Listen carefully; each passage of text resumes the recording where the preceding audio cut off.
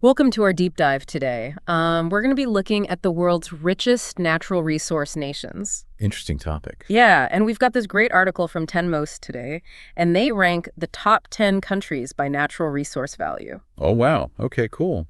So kind of our mission is to figure out, does sitting on a mountain natural resources like automatically equal a ticket to prosperity, or is it a little more complicated than that? Yeah, that's a really good question. I think a lot of people assume if you have, oil, minerals, timber, you name it, that you're automatically going to be successful. But Right. as we're probably going to find out today, it's not that simple. Yeah, I have a feeling it's going to be a lot more complicated than that. So let's start at the top of this list. The heavyweight champion of natural resources, Russia.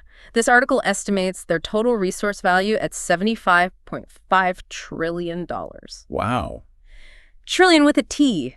That's going to buy you some serious global clout, right? It definitely does. Russia's vast reserves, particularly in oil and natural gas, are a major factor in their geopolitical strategy. Think back to the 1970s and the oil crisis when OPEC's embargo really sent shockwaves through the global economy. Right.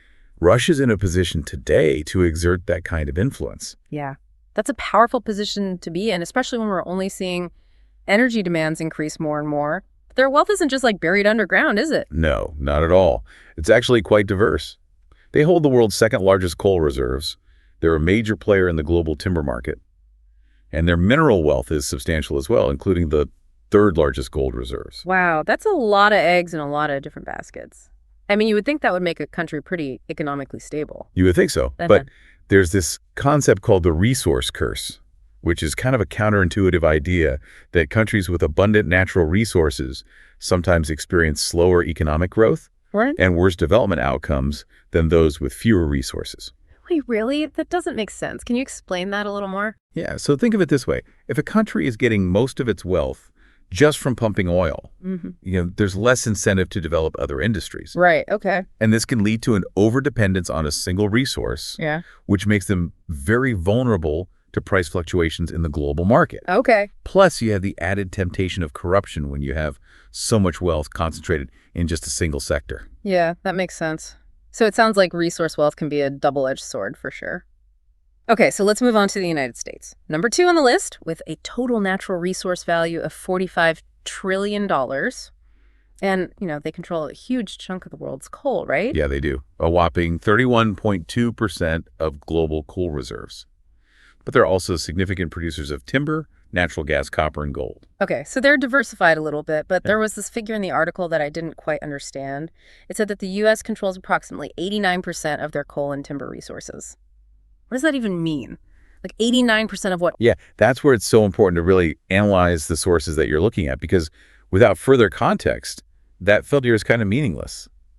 It could be referring to the percentage of U.S. land dedicated to those resources, the percentage they control relative to global reserves, or even just the percentage of their total resource value that those two commodities represent. Okay. We need more information to really understand what that number means. Yeah, you're right. That's a good reminder that not all statistics are created equal.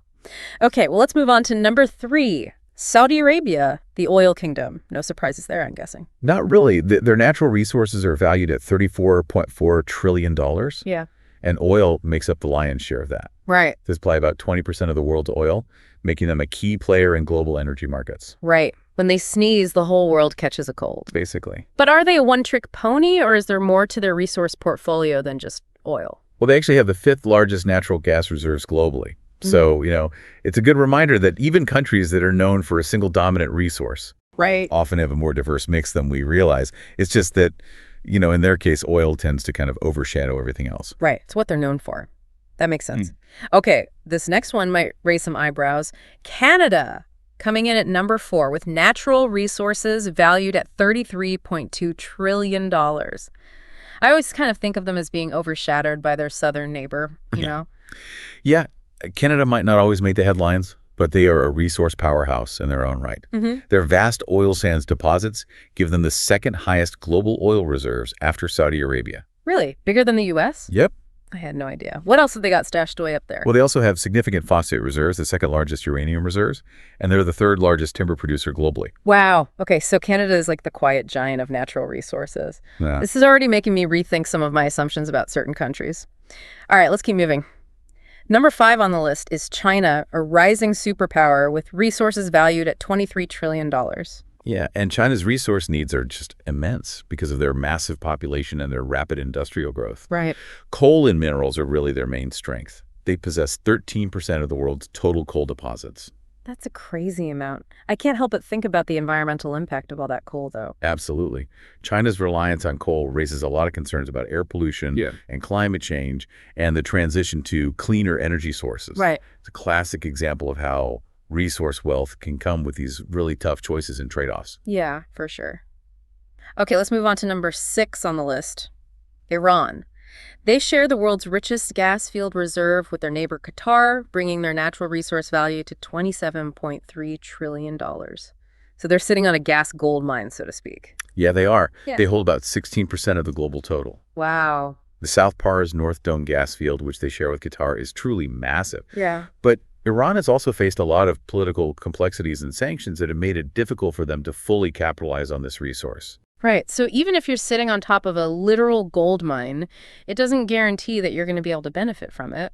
Yeah. You know, you have to think about access, infrastructure, political stability. It all plays a role. Yeah, you've got it. Ah. Now, how about we hop over to number 7, Australia, another country known for its diverse resource wealth. Timber iron or copper coal? Oh, and we can't forget about their gold. Oh, that's right. They're one of the world's top gold producers. Yeah. And they have those huge natural gas reserves, too, some of which are located offshore and shared with Indonesia. Australia is really fascinating because their abundance of resources is so directly tied to their geography and their unique geological history. Okay. But all of this wealth has also brought a lot of challenges as well. Like what? Well, resource extraction, particularly in the mining sector, has raised serious concerns about environmental damage and the impact that it's having on indigenous communities. Right. It's just another reminder that resource wealth doesn't come without costs, and responsible management is absolutely crucial. Yeah. It's not as simple as just, digging stuff up and selling it. Okay, so next up we've got Brazil at number 8 with an estimated natural resource value of $21.8 trillion. And I think most people probably think of the Amazon rainforest when they think of Brazil. Yeah. But they're resource rich in a lot of other ways too, right? Absolutely. Yeah. They're the second largest producer of iron ore. Their timber industry supplies almost 12.3% of the world's timber. And they've got substantial gold and uranium reserves as well. And didn't I read somewhere that they recently discovered like a massive crude oil reservoir? It's estimated to hold around 44 billion barrels. That's right. I mean, that could really shake things up on this list in the future. Yeah, it really could. Discoveries like that can totally reshape a country's economic outlook and global standing. Right. But it also underscores the potential environmental challenges that come along with that, particularly when you're talking about extracting oil in ecologically sensitive areas like that. Yeah, good point. Okay, we're in the home stretch now. Number 9 on the list is Venezuela, with natural resources valued at $14.3 trillion. They've got tons of oil, right? Tons. They hold the world's 6th largest oil reserves, estimated at around 99 billion barrels. But, their story is kind of a cautionary tale. Despite this incredible resource wealth, Venezuela has faced severe economic and political turmoil in recent years. It's a good illustration that possessing all these resources doesn't guarantee stability or prosperity. Those internal factors and global market forces can have a huge impact on a country's ability to actually benefit from its resource wealth. Exactly. And finally, rounding out our top 10 is Iraq, with an estimated resource value of $11.1 trillion. Like many of its neighbors in the Gulf region, Iraq is heavily reliant on oil, possessing a staggering 115 billion barrels of oil reserves, which is about 9% of the global total. Wow, so another oil giant. But hasn't Iraq had a tough time actually getting that oil out of the ground? Yeah, that's a key point. Years of conflict and political instability have left a lot of Iraq's oil potential untapped, which just highlights how these geopolitical factors can so dramatically influence a country's ability to actually extract and profit from its resources. So we've just scratched the surface here, but it's clear that this relationship between natural resources and national wealth is a lot more complex than it might seem at first glance. We've seen incredible wealth, of course, but also this resource curse, environmental challenges, geopolitical power plays. It's a lot to unpack. Yeah, it is. And as we move into part 2 of our deep dive, we're going to take an even closer look at some of these countries and really explore the social and environmental consequences of resource extraction and how these resources are shaping global dynamics. All right, so stay tuned. This is where things get really interesting. Welcome back to our deep dive. Yeah. We're continuing to kind of explore these countries with the most valuable natural resources. Yeah, and I'm still thinking about that resource curse that you mentioned before the break. Yeah. It just seems so counterintuitive that having all of these valuable resources could actually hold a country back from developing. Yeah, it really is. It's one of those things that really highlight how complex it is to have all this resource wealth. Okay. And the basic idea is that when a country gets most of its income from just a single resource, like we see with oil in Venezuela or diamonds in Sierra Leone, it can really warp their economy and make them vulnerable. Okay, so like putting all your eggs in one basket. Yeah, exactly. But can you give me like a real world example of how this actually plays out? Sure. So take Venezuela as an example. Yeah. They have the largest proven oil reserves in the world, but their economy is a complete disaster. Right. And a huge part of that is because they're so reliant on oil exports that it makes them extremely vulnerable to these global price fluctuations. So when oil prices plummeted, their whole economy just went with it.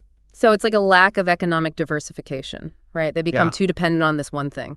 Exactly. Yeah. And that dependence on oil revenue is also a big reason that other industries in the country haven't been able to develop. Right. Like, why would you invest in manufacturing or agriculture or anything else if you can just pump oil out of the ground? Right. And it creates this economic inertia that's really hard to break free from. But isn't it also about like corruption as well? I've heard stories about resource-rich countries where a small elite basically hoards all the wealth and then the rest of the population is left with nothing. That's definitely another major factor. When you have a situation where all the wealth is concentrated in the hands of a few people, it breeds corruption. It leads to weak governance, and it discourages investment in public services like education and healthcare. And that just makes the inequality worse. Yeah, it really does. And it can create this vicious cycle where the resource wealth just fuels more corruption, which undermines any kind of development and ultimately traps people in poverty. Yeah, it's definitely not the prosperity for all narrative that we're often sold. Okay, so we've talked about the economic challenges of the resource curse, but what about the geopolitical implications of resource distribution? We touched on this a little bit earlier with Russia's influence over energy markets, but I'm curious how this kind of uneven distribution of resources plays out on a global scale. Well, basically it creates this really complex web of power dynamics, alliances, and rivalries. Yeah. The countries that control these vital resources like oil, natural gas, rare earth minerals, things that everyone needs, those countries have a huge geopolitical advantage. Okay. And they can use those resources as bargaining chips. They can use them as leverage in negotiations or even as weapons to pressure other countries. It's almost like a game of global risk where whoever controls the resource territories gets to wield the power in the real world. Yeah, that's a great analogy. And, this kind of competition inevitably leads to tensions and sometimes even conflict. Think about the South China Sea, for example, where all these different countries are fighting over territory that could be rich in resources. Or the scramble for resources in the Arctic as the ice melts and opens up new shipping lanes and access to oil and gas deposits. So resource scarcity is already creating these geopolitical hotspots all over the world. Yeah, and it's only going to get worse. Because as demand continues to grow due to population growth, industrialization, and rising living standards in developing countries, that competition for resources is going to get even more intense. So it sounds like we're headed for a future where resource scarcity and this kind of geopolitical maneuvering are going to become even more prominent. I think that's a pretty safe bet. Yeah. And it really highlights the need for more international cooperation, sustainable resource management, and the development of alternative sources of energy and materials. Well, speaking of alternative sources, we can't ignore the huge environmental impact of resource extraction. We're talking about everything from deforestation to pollution to climate change. There are some serious costs associated with digging up and using all these resources. Yeah, there really are. And the environmental consequences of resource extraction can be just devastating. Mining can lead to deforestation, habitat destruction, soil erosion, and water contamination. Right. And then oil and gas extraction can cause oil spills, methane leaks, and damage to sensitive ecosystems. And then, of course, there's the whole issue of carbon emissions and climate change. Yeah, that's the big one. The burning of fossil fuels like coal oil and natural gas, that's the primary driver of climate change. And we're only making it worse. Yeah. unfortunately. The more we extract and consume these resources, the more we're exacerbating this global problem. So it's like this double-edged sword again. We need resources to fuel our economies and our modern lifestyles, but extracting and using those resources is actively harming the planet. Yeah, that's the dilemma we face. And it really underscores how urgent it is that we transition to a more sustainable model, one that relies less on these finite resources and more on renewable energy sources, circular economy principles, and responsible consumption. Okay, so we've talked about the economic, the geopolitical, and the environmental implications of resource wealth, but what about the human cost? What are the social consequences of resource extraction, particularly for the communities that are living in these resource-rich regions? Yeah, the social impacts of resource extraction can be profound, and they often disproportionately affect marginalized communities and indigenous populations. Okay. We're talking about land grabbing displacement, loss of livelihoods, cultural disruption. Those are all common concerns. So it's not just about protecting the physical environment, it's about protecting the people who live in those environments and their way of life. Exactly. These resource extraction projects can completely upend traditional ways of life, disrupt social structures, and even lead to conflict over land rights and access to resources. Right. And there are always concerns about human rights abuses, the exploitation of labor, and the fact that very little of the profits ever flow back to the local communities. So it's a reminder that we need to think about the ethical dimensions of resource extraction. Who benefits from it, who pays the price, and how can we make sure that the wealth generated from these resources is actually shared equitably? Those are really important questions. Yeah. And they point to the need for much greater transparency, accountability, and community engagement in these extractive industries. This has honestly been a really eye-opening discussion. I think we started out with this simple list of resource-rich countries, and now we've uncovered all these complexities, challenges, and even moral dilemmas associated with all of this resource wealth. Yeah, it's definitely more than meets the eye. It's clear that this is a topic with huge implications for the future of the entire planet and our global society. It really is. Yeah. And as we move to the final part of our deep dive, we're going to explore some potential solutions, some innovative approaches to resource management, and some of the emerging trends that are shaping the future of resource extraction and consumption. All right, so stay tuned. We're about to get into some really interesting stuff. Welcome back to the deep dive. We've been on quite the journey exploring the world of natural resources, and it's been a wild ride. It really has. We've seen the incredible wealth, the conflicts, the environmental impacts. It's a lot to take in. Yeah. It's kind of like we climbed Mount Everest of information, and now I'm sitting here thinking, okay, we're at the top. What's next? Where do we go from here? Are there solutions to these problems? That's the question, isn't it? I mean, everyone wants to know how to create a more sustainable and equitable future. Right. And there's no easy answer. Unfortunately, there's no magic wand we can wave that makes everything better. Right. But there are a lot of brilliant people out there working on this, and I think there are some really promising approaches starting to emerge. Okay, so let's talk about those. What are some of the most innovative ideas you're seeing when it comes to managing these resources responsibly? One of the most exciting developments for me is this shift towards a circular economy. I've heard that phrase before, but I'm not really sure what it means. Yeah, I think a lot of people are familiar with the idea of reduce, reuse, recycle. Right. But this takes it a step further. It's about redesigning our entire system, from production to consumption, so that we're using resources more efficiently and minimizing waste. Okay, so how does that work in practice? So think about it like this. Right now, we have what's called a linear economy. Mm-hmm. We take resources, Yeah. we make products, we use them, and then we throw them away. Right. It's a one-way street. A circular economy aims to close the loop. Okay. So products are designed for durability and repairability, so they last longer. Okay.